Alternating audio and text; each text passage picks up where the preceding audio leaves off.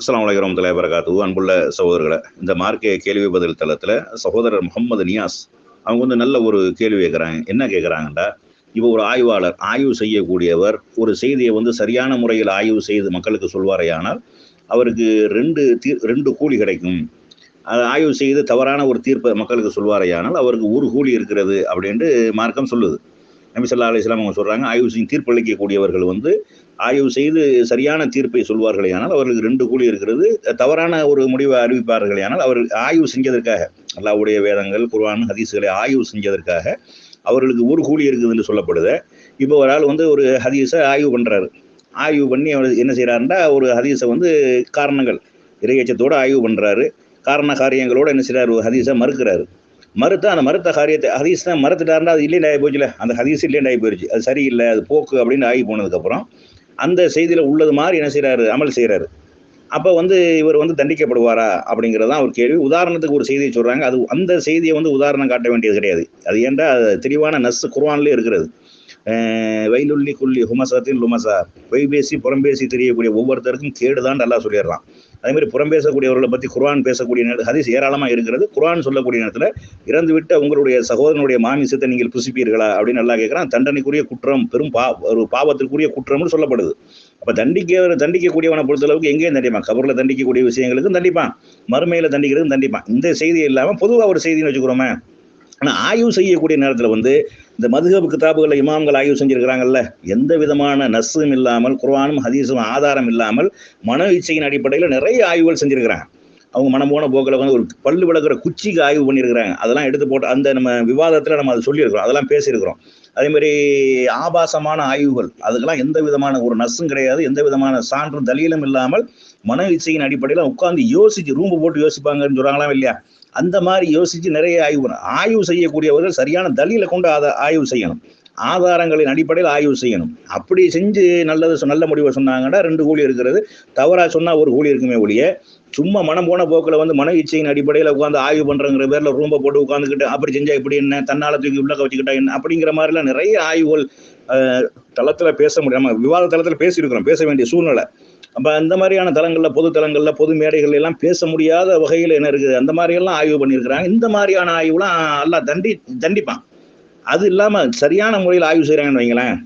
அப்ப ஆய்வு செஞ்சு அது தவறுன்னு சொல்றாங்க, இது குர்ஆனுக்கு முரண்படுது, அல்லது இது ஹதீஸோட ஹதீஸ் மோதுது, இது அல்லாஹ்வுடைய வேதத்துக்கு எதிராக இருக்குது அப்படின்னு சொல்றாங்க. சொல்லிட்டு அவங்க அந்த காரியத்தை அவங்க செய்வார்களே, ஆனால் அவர்கள் அடிப்படையில் அதை தவறுன்னு சொல்லிட்டாங்க. தவறு கிடையாது. இப்ப உதாரணமா நீங்க எடுத்துக்கிறீங்களேன்.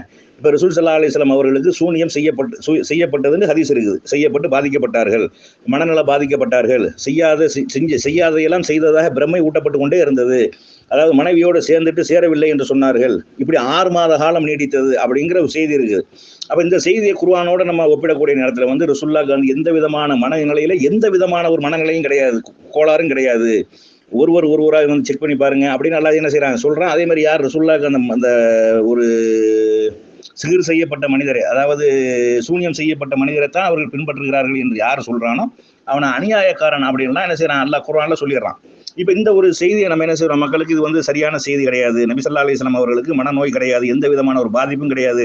2வது ரசூலுல்லாஹ்க்கு பல மனைவிமார்கள் இருந்தும் ஆயிஷா ரலியல்லாஹு வழியாகத்தான் அந்த செய்தி வருதே ஒழிய, ரசூலுல்லாஹ் ஒரு 6 மாச காலம் மக்களோட தான் இருந்தார்கள் ஒழிய வேற எந்த மக்களுமே அந்த செய்தி அறிவிக்கல. இப்ப தொழுதுன்னு சொல்லியிருப்பாங்கல்ல, நோன்பு பிடிக்கன்னு சொல்லியிருப்பாங்கல்ல, இது எத்தனையோ தோழரோட சாப்பிடலன்னு சொல்லியிருப்பாங்கல்ல, மற்ற மனைவிமார்களோட சேர்ந்துட்டு சேரலன்னு சொல்லியிருப்பாங்கல்ல. இப்படி ஏராளமான விஷயங்கள் இருக்குது. ஆனா வேற எந்த ரசூலுல்லாஹ்வுடைய மனைவிமார்களும் இந்த சம்பவத்தை அறிவிக்கல. ஆயிஷா ரலியல்லாஹு மட்டும் வழியாகத்தான் என்ன செய்து வருது. அதுல ஏராளமான இஹ்திலாஃப்கள், முரண்பாடுகள் வேற இருக்கிறது. எடுத்தாச்சுன்னு சொல்றாங்க, எடுக்கலன்னு சொல்றாங்க, குழப்பம் வந்துருங்கிறாங்க, தலைமாட்டில் உட்காந்து அதை சொன்னாங்கிறாங்க, அப்படிங்கிற மாதிரி நிறைய இஹ்திலாஃப்கள், முரண்பாடுகளும் நிறைய இருக்கு. இந்த செய்தியை நம்ம என்ன செய்யற மறுக்கிறோம். ஆனா இது ஆதாரபூர்வமான அறிவிப்பாளர் தொடரில் என்ன செய்யப்பட்டிருக்கு, பதிவு செய்யப்பட்டிருக்கிறது. அந்த செய்தி குர்ஆனுக்கு முரண்படுகிறது. நபி ஸல்லல்லாஹு அலைஹி வஸல்லம் அவர்களுக்கு வமா சாயிபுக மினல் ஜின்னா, இந்த தோழருக்கு எந்த விதமான ஒரு பைத்தியம், மனநோய் கிடையாது அப்படின்னு என்ன செஞ்சார், அல்லாஹ் தெளிவா சொன்னதுக்கு அப்புறம் இவர் சூனியம் செய்யப்பட்டவர் கிடையாது, சூனியம் செய்யப்பட்டவரை தான் பின்பற்றுகிறார்கள் என்று வழிகட்டவர்கள், அநியாயக்காரர்கள் தான் சொல்கிறார்கள் என்று சொல்லலாம் அல்லாஹ் சொல்றான். இப்ப இந்த செய்தியை சொல்றான். ஒரு பேச்சுக்கு இது உண்மையா இருக்குன்னு வச்சுக்கோங்களேன். இப்ப நம்ம ரசூலுல்லாஹ் மேல குர்ஆன் ஆய்வு பண்ணி தான் நம்ம சொல்லியிருக்கிறோம். நம்ம ரசூலுல்லாஹ்க்கு மனநோய் இல்லைன்னு நம்ம சொல்லிட்டோம். யாரும் செய்வன செய்ய முடியாது, இது கிடையாது. ரசூலுல்லாஹி சூனியம் செய்யப்படவில்லை, செய்ய முடியாது. சூனியத்துக்கு எந்த ஒரு சக்தியும் கிடையாது, ஆற்றலும் கிடையாது, தாக்கமும் கிடையாது, எல்லாமே ஃப்ராடு. குர்ஆன்ல சொல்லக்கூடிய சிஹ்ர் சம்பந்தமா வரக்கூடிய எல்லா செய்திகளுமே எப்படி வருதுன்னா பொய், பித்தலாட்டம், ஏமாற்று வேலை, கண்கட்டி வித்தை அப்படிங்கிற மாதிரியான கருத்துல தான் குர்ஆன்ல பயன்படுத்தப்படுது ஒழிய முடக்கிடலாம், சாச்சிடலாம், குணக்கிடலாம், அந்த மாதிரியான பிரிச்சிடலாம், அந்த மாதிரியான ஆளை ஒண்ணுமில்லாம ஆக்கிடலாம் அப்படிங்கிற ஒரு கருத்துல வரவே இல்லை. இந்த செய்தியை நம்ம என்ன செய்யறோம், பலவீனமும் இது வந்து சரியான செய்தி கிடையாது, இது குர்ஆனுக்கு முரண்படக்கூடிய செய்தி நம்ம சொல்றோம். நீங்க சொல்ற மாதிரி ஒரு பேச்சுக்கு சரியா இருக்குன்னு வைங்களேன், நம்ம நல்லா தண்டிப்பானாலும் தண்டிக்க மாட்டான். ஏன்னா நம்ம ஆய்வு பண்ணி தான் செஞ்சிருக்கிறோம். நம்ம இது வந்து சரியான முறையில் ஆய்வு பண்ணி குர்ஆன் ஹதீஸ்களோட சான்றுகளோட வைத்து தான் நம்ம இந்த முடிவு எடுத்திருக்கிறோம். அப்படிங்கிற அடிப்படையில் என்ன செய்யப்படும், இது வந்து என்ன செய்யப்படும்னா அதெல்லாம் நம்மளை கேட்க மாட்டான். நீ எப்படி சொன்னா, உன்னுடைய வேதத்தை ஆய்வு பண்ணேன், உன்னுடைய தூதருடைய வழிமுறை ஆய்வு பண்ணேன், உன் தூதரை நான் ஆய்வு பண்ணேன், அவர் எப்படி நேர்மையாக இருந்தார்கள், ஒழுக்கமாக இருந்தார்கள், எவ்வளவு சொல்லுக்கு செயலுக்கும் வித்தியாசம் இல்லாமல் எப்படி வாழ்ந்தார்கள், இந்த சொல்லுக்கும் செயலுக்கும் முரண்படுத ரசூலுல்லாஹ் ஒன்று செய்யறாங்க, செய்யலைன்னு சொல்றாங்க, அப்ப முரண்பாடாக இருக்குது. அப்ப அந்த மாதிரி எல்லாம் உங்களுடைய தூதர் இல்லை அப்படிங்கறத ஆய்வு பண்ணுங்கும் போது அது வந்து அல்லாஹ் என்ன செஞ்சிருவான், ஆய்வுங்கிற அடிப்படையில் அது வந்து ஒரு கூலியை கூட தந்துடுவான், 2 கூலி கிடைக்கும். ஆனா இந்த நம்ம இவ்வளவு விளக்கங்களும் சொல்லி இது சரியில்லை அப்படின்னு சொன்னதுக்கு அப்புறம் யார் ஏற்று, ஒருவேளை நம்ம சொன்னது பலவீனமா இருக்கு, நம்ம சொன்னது சரியா இருக்குன்னு வைங்க, அவங்க அப்படி பலவீனம் நம்பியிருக்காங்க, அப்ப எல்லாம் மறுமையில கேட்பான், எப்ப நீ என்னப்பா இது இந்த இத்தனை வசனங்கள் இருக்கு, இத்தனை ஹதீஸ்கள் இருக்கு, இதை வச்சுக்கிட்டு நீ வந்து என்னுடைய தூதரை வந்து ஒரு மனநோய் பிடிச்சவராக, சொல்லுக்கும் செயலுக்கும் முரண்பாடு உள்ளவராக, மற்ற மனைவிமார்கள்லாம் சொல்லாத செய்யல ஒரு மனைவிமார்கள் வரக்கூடிய செய்தியை மட்டும் நீ நம்பிக்கிட்டே 6 மாசம் ஆள் அந்த மக்களோட வாழ்ந்தாங்களே, வேற எந்த ஒரு மக்களும் இதை சொல்லவே இல்லையே, நீ எப்படி சொன்ன என்ன ஏது நல்லா கேட்கறதுக்கு வாய்ப்பு இருக்கிறது.